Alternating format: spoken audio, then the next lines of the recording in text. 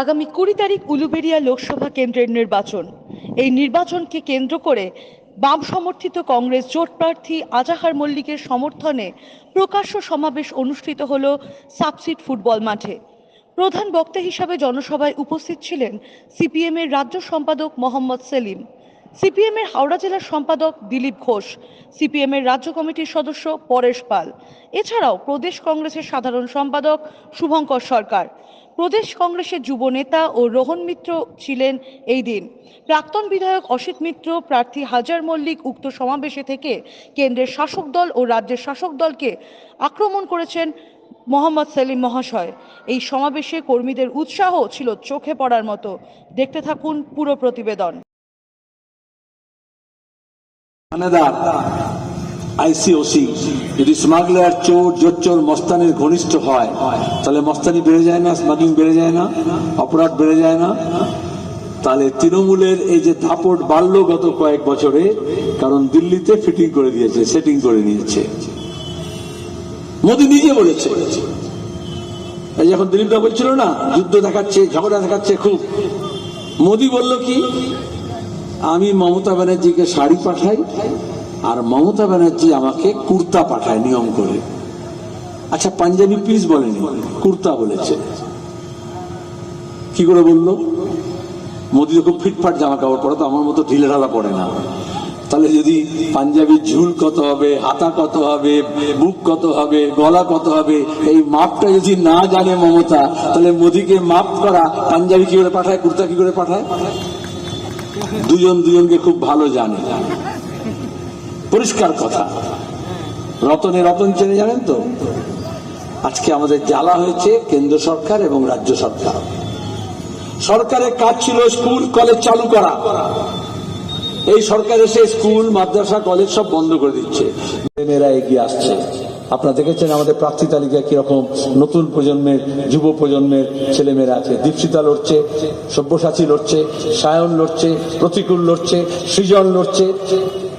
আমরা মাত্র 3 জন পুরনো লোক, বাকি সব নতুন প্রার্থী করেছি, কারণ ভবিষ্যতের লড়াই এটা। আর জওয়ান ছেলেদেরকে বলছি, আমি আপনাদের এতক্ষণ ধরে মিটিং শুনছেন, কেন ভোট দেবেন সেটা আপনাদের বলিনি, সেটা দূরে দূরে মাইক যাচ্ছে তার জন্য বলেছি। আর আগামী কয়েকদিন আপনারা 20 তারিখে ভোট, তার আগে আপনারা নিজের প্রতিবেশী, বাড়ির লোকজন, মা বোন সবাইকে গিয়ে বলবেন। একজন টোটো চালক সে প্যাসেঞ্জারদের বলবে, বাজারে একজন হাটে ক্রেতা বিক্রেতাকে বলবে, বিক্রেতা ক্রেতাকে বলবে, দোকানদার পাশাপাশি লোকজনকে বলবে। কারণ টেলিভিশন রেডিওতে অন্য কথা বলছে, ইলেকট্রাল বন্ডের টাকা বলছে, মানুষের কথা বলছে না। মানুষের কথা, আপনার মনের কথা, আপনার মুখ দিয়ে যখন আরেকজনের কানে প্রবেশ করবে, সেটা তার হৃদয়ে ঢুকবে, সেটা অনেক বেশি শক্তিশালী হবে। আর ভোটটা করাতে হবে। আজকেও দাঁড়িয়ে এসএম সাদি হোক, আর অধীর চৌধুরী হোক, আর জাহানারা খান হোক, আর মিল্টন রশিদ হোক, মাঠে নেমে ভোট করছে। কোন পুলিশকে বুথের মধ্যে ঢুকতে দেওয়া হবে না। এমন একটা চোর পুলিশ মন্ত্রী হয়েছে যে গোটা পুলিশগুলো বদনাম হয়ে গিয়েছে।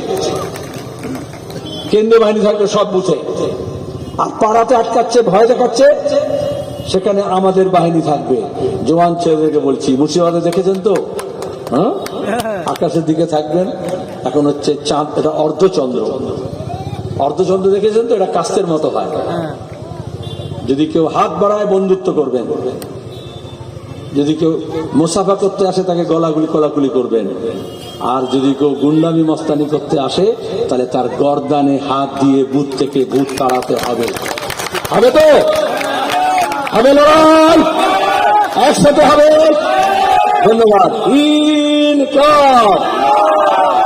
কংগ্রেস এবং বিজেপি এক থালায় ভাত খাচ্ছে, কি বলবেন? সবাই জানে কংগ্রেস ভেঙে তৃণমূল কংগ্রেস তৈরি হয়েছিল কেন? আরএসএসের টাকায় দুর্গা সেজেছিলেন মমতা, এখন ধরা পড়েছেন। সেখানে দাঁড়িয়ে আবার বিজেপি উল্টোটা বলবে যে লড়াই আমাদের যত দিন যাচ্ছে বিজেপি তৃণমূল কাছাকাছি আসছে। কারণ ভাইপোকে চুরির দায়ে ধরা পড়ার থেকে আটকাতে মমতা ব্যানার্জি সিবিআই থেকে কয়লা পাচারের চার্জশিট থেকে এর নাম আলাদা রাখার জন্য অভিষেকের, এবং বিদেশে যে টাকা পাচার করেছে বান্ধবীদের অ্যাকাউন্টে, তার থেকে তাকে বাঁচানোর জন্য এখন মোদি আর মোহন ভাগবতের পায়ে হত্যা দিয়ে পড়ে আছেন। ইন্ডিয়া- একটা কথা বিজেপির বিরুদ্ধে বলতে পারেন না। আর যারা বলেছিলেন কংগ্রেস নেই, বাম নেই, এখন বাম এবং কংগ্রেস ছাড়া বিজেপি তৃণমূল কোনো কথা বলতে পারছে না। আচ্ছা, আজকে ইন্ডিয়া জোট যেটা হয়েছে, সেই ইন্ডিয়া জোটে কালকে মমতা ব্যানার্জি বলেছেন যে আমাদেরকে এখানে মমতাজি নেই, ওটাতে বেরিয়ে গেছে। কিন্তু কালকে মাঠে বলেছেন যে আমরা এখানে না সম্মান পেলে আমরা দিল্লিতে সম্মান পাবো। ট্রেনে না উঠলে ট্রেনের ছাদে উঠবে।